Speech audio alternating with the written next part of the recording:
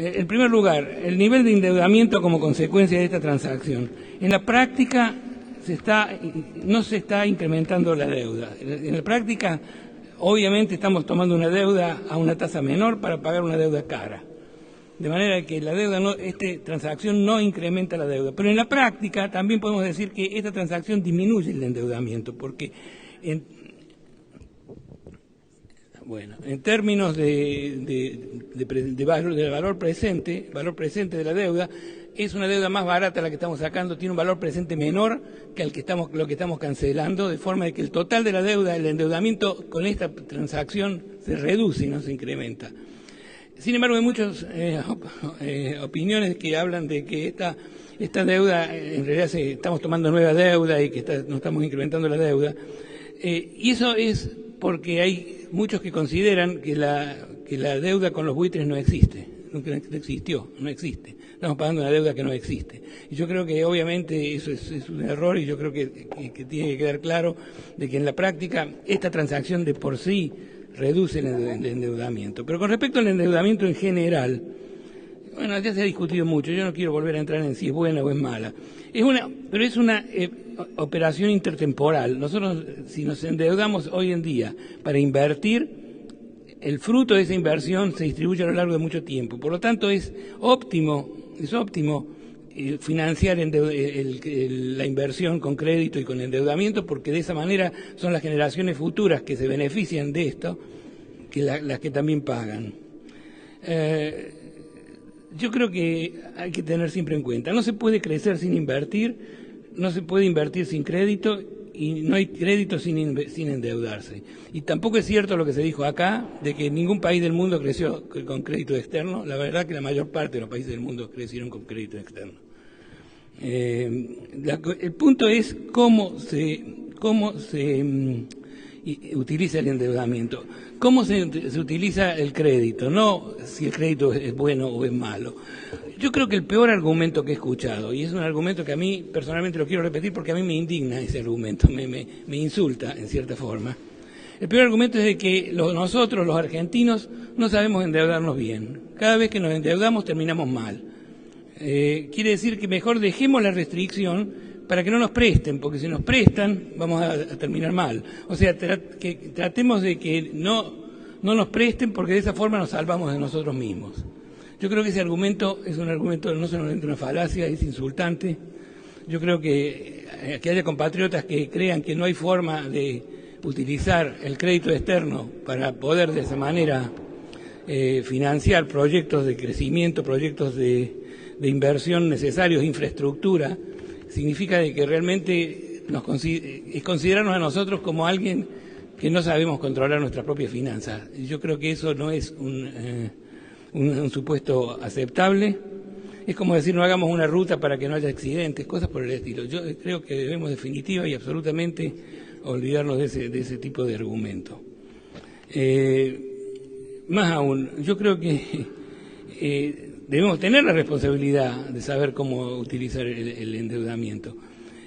Si no vamos a conseguir ahorros externos, como la mayor parte del mundo lo hace, vamos a estar en una desventaja. Pero hay algo que es más importante, digamos técnicamente en esto, y es que al no tener crédito o al tener crédito muy caro, hemos quedado en condiciones competitivas mucho peor que la que podríamos tener en este momento.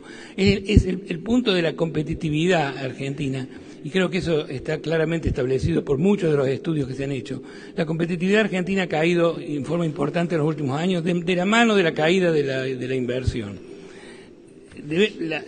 Cuando se dijo, yo realmente estoy de acuerdo en ese punto, que tampoco es cierto que si esto no se aprueba en este momento, el mundo se cae o que vamos a tener hiperinflación. Yo creo que no es el caso, pero lo que se quiso decir, lo que yo entiendo, es de que si nosotros no tenemos la capacidad de competir con nuestros competidores al mismo nivel, de tener ingreso y acceso a los mercados internacionales de capital a un precio razonable como nuestros competidores, no nos va a quedar otra alternativa que usar la tasa de cambio para ganar competitividad, que es lo que no queremos. No queremos ganar competitividad solamente con la tasa de cambio. Queremos ganar competitividad legítima a través de la inversión, de la tecnología, de la productividad, de los nuevos productos, de los nuevos mercados. Y todo eso requiere inversión, e inversión requiere crédito, y crédito requiere acceso. Entonces, eso con respecto al endeudamiento. Con respecto al tema de negociar mejor y sin apuros. Bueno, siempre se puede negociar mejor, ¿no? Pero yo creo que cualquier ratio de costo-beneficio de lo que nos costaría en este momento seguir negociando para obtener alguna condición mejor, creo que el costo excede muchísimo al beneficio, y yo creo definitivamente que es importante que el acuerdo se apruebe y que pasemos al proceso de reconstrucción. Con respecto al apuro, nuevamente es la necesidad de poder lo más antes posible recuperar la competitividad y aprovechar las condiciones de liquidez en el mundo. Hoy en día en el mundo todavía hay liquidez excedente, todavía hay tasas de interés extremadamente bajas, y probablemente va a seguir esta situación por un tiempo bastante largo. Creo que en forma tal vez un poco, yo diría, no sé, negativa, en forma negativa, la situación internacional nos beneficia, porque hoy en día las oportunidades de inversión en el mundo son mucho menores, y si logramos ordenar la economía y logramos ganar competitividad legítima, creo que seríamos realmente, definitiva y absolutamente, un polo de atracción importante de recursos internacionales.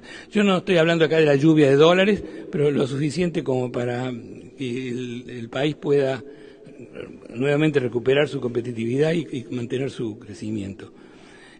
Ahora, hay un punto que hace importante, yo no diría urgente, pero importante, completar esta operación.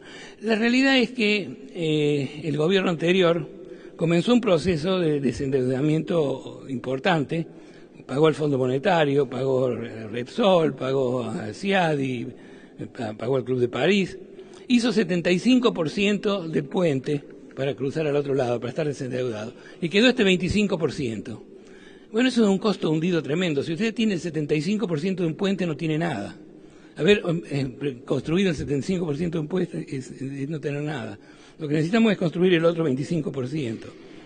Y la crítica que se hace con respecto a este pago es un poco inconsistente, yo creo, en el sentido de que cuando se pagó al Fondo Monetario, ¿por qué se pagó al Fondo Monetario?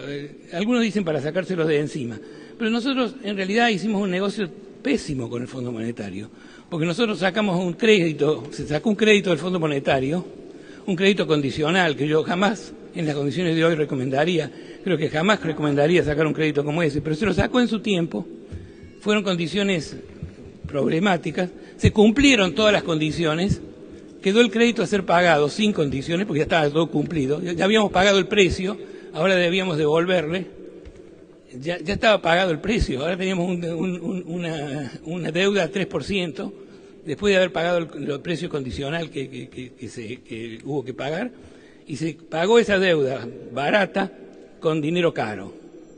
Entonces se pagó una deuda barata con dinero caro, y hoy en día muchos de los mismos que aprobaron y que aplaudieron el pago de una deuda barata con dinero caro no quieren pagar una deuda cara con dinero barato.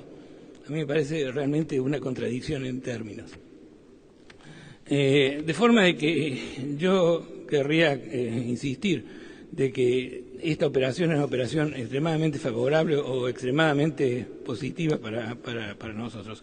Hay un tema también de la soberanía, pero la soberanía se cedió cuando se hizo el contrato, de forma que yo diría que ese tema habría que sacarlo del lugar.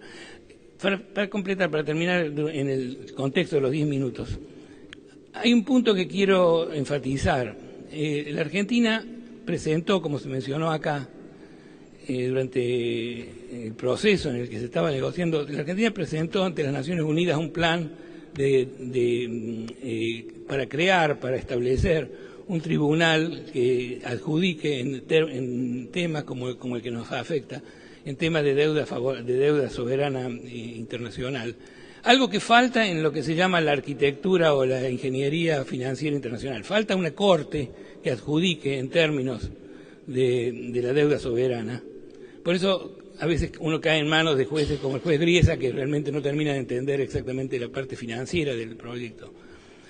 Esa propuesta que llevó la expresidenta a las Naciones Unidas y que se aprobó, pero que no se mueve de ninguna manera porque los países grandes la están bloqueando, es una propuesta positiva, yo creo, es una propuesta valiosa, pero que en su momento, obviamente, al estar nosotros en el medio del embrollo, en el medio de la disputa por nuestro propio problema, pareció ser una propuesta para beneficio privado de la Argentina. Yo creo que hoy, cuando resolvamos este problema, creo que la Argentina tiene que insistir y puede convertirse hasta en un líder en la creación de esa agencia o de esa estructura, porque esa estructura tendería a resolver muchos de los problemas que nosotros hemos enfrentado, y que lo hemos enfrentado porque esa pata de la ingeniería financiera internacional falta, y creo que en eso podemos hacer una contribución. Gracias.